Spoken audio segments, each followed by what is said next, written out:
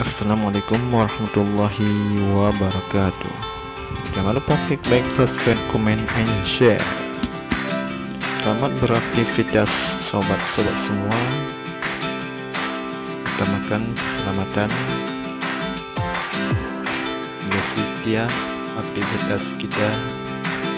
Utamakan kehalalan. Semoga Allah memberi keberkahan.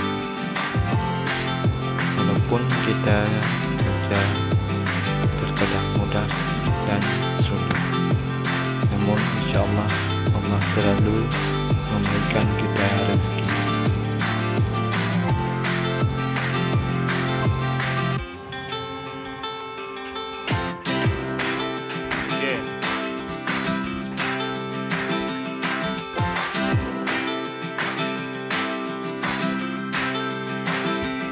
Terkadang ada yang berkebun dan terkadang ada yang kerja beginian, tapi semua itu kita mencari reza Allah.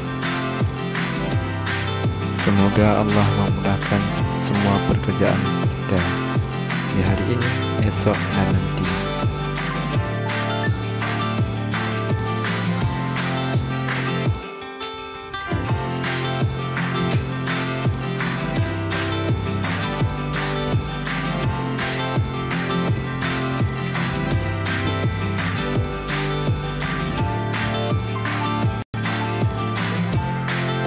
Oke, buat kawan-kawan semua, jangan lupa subscribe ya. Assalamualaikum warahmatullahi wabarakatuh.